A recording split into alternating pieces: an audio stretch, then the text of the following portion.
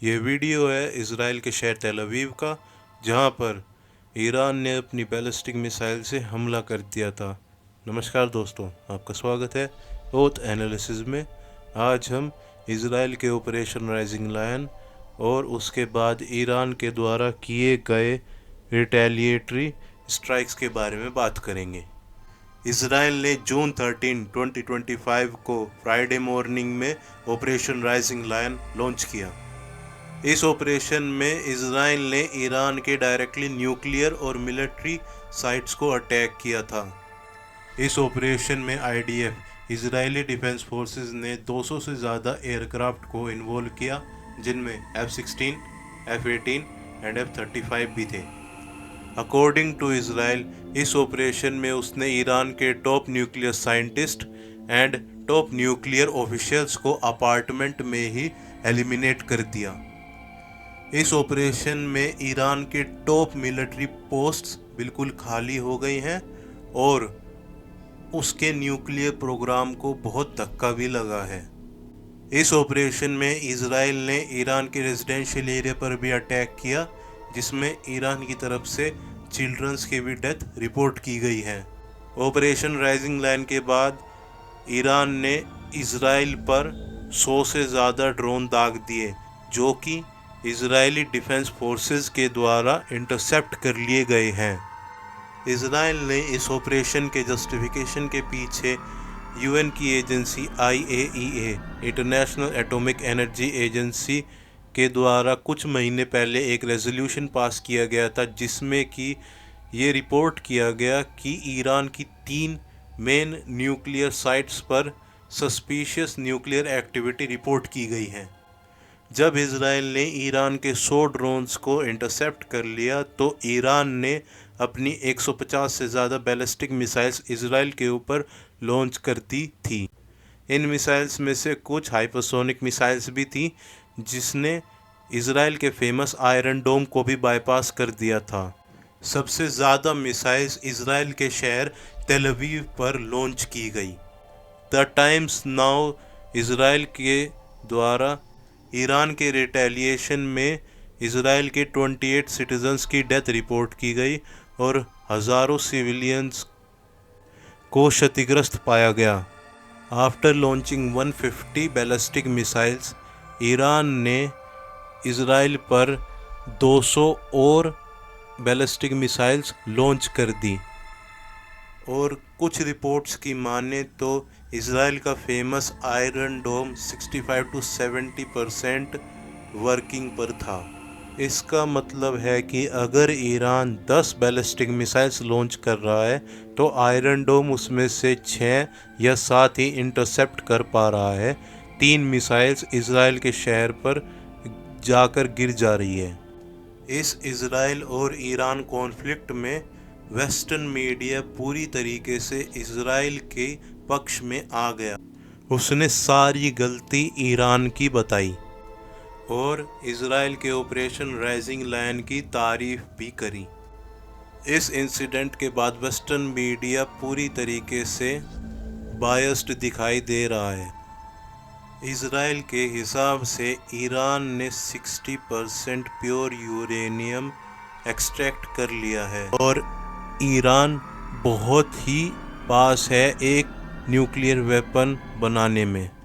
पर इस कहानी का एक दूसरा पहलू भी है, जो कि है ईरान ने इस ऑपरेशन राइजिंग लायन को कैंसिल करते हुए ये कहा है कि उसकी जो 3 मेन न्यूक्लियर साइट्स है, उसमें से एक फोर्तो है जो कि अंडरग्राउंड है और इज़राइली एयरक्राफ्ट्स उसकी इस न्यूक्लियर साइट को बिल्कुल भी क्षतिग्रस्त नहीं कर पाई है। इसका मतलब ईरान अब भी न्यूक्लियर वेपन बनाने के लिए कैपेबल है। ईरान के supreme leader ayatollah Ali Khamenei ने ईरान के ऑपरेशन राइजिंग लायन को एक एक्ट ऑफ वॉर कहा है।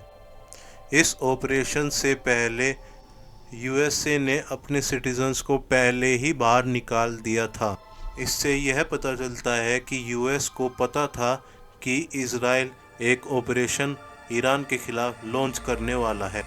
यूएस के प्रेसिडेंट डोनाल्ड ट्रंप ने शुरू में यह प्रेस कॉन्फ्रेंस करते हुए इजराइल के प्रेसिडेंट नेतन्याहू के बारे में बताते हुए कहा कि एक कॉन्वर्सेशन में उन्होंने ऑपरेशन राइजिंग लायन ईरान के खिलाफ लॉन्च करने से मना किया था। यूएस आने से पहले इस कॉन्फ्लिक्ट में डोनाल्ड ट्रंप नहीं पड़ना चाहते थे, पर इवेंचुअली बाद में उन्होंने यूएसए को इन्वॉल्व कर ही लिया। Classic Donald Trump behaviour.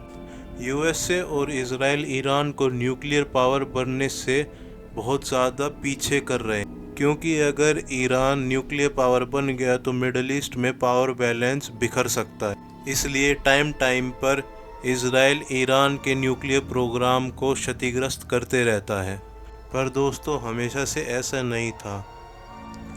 जब इजराइल 1948 में एस्टैब्लिश किया गया था, तब ईरान इजराइल का एक बहुत बड़ा एलाय था। ईरान और इजराइल की दोस्ती 31 ईयर्स तक चली।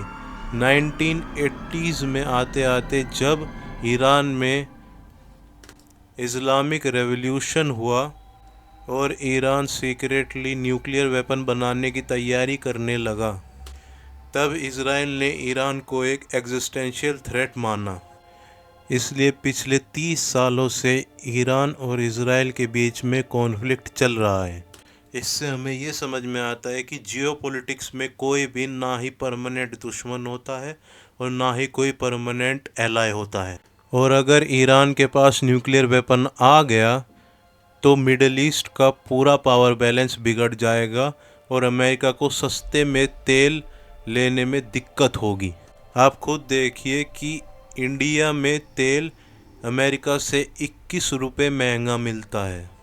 आप गूगल पर जाकर पेट्रोल और डीजल का प्राइस कंपेयर कर सकते हैं। अमेरिका ऐसा इसलिए कर पाता है क्योंकि वो मिडल ईस्ट को अनस्टेबल रखता है और सस्ते में या फ्री में उनसे तेल ले लेता है हथियारों के बदले। और इन सब चीज़ों में इजराइल उसका मेजर एलाय है। और कुछ जियोपॉलिटिकल एक्सपर्ट्स की माने तो इजराइल ने अमेरिका को इस कॉन्फ्लिक्ट में आने के लिए फोर्स किया था, क्योंकि इजराइल अमेरिका में मेजर पावर होल्ड करता है। इस कॉन्फ्लिक्ट में ना ही ईरान सही है ना ही इजराइल। ईरान में बीते कुछ सालों में फंडामेंटलिज्म बहुत ज़्यादा बढ़ा है, इस्लामिक कट्टरता बहुत ज़्यादा बढ़ी। विमेन को वहाँ हिजाब पहनने के लिए फोर्स किया जाता है।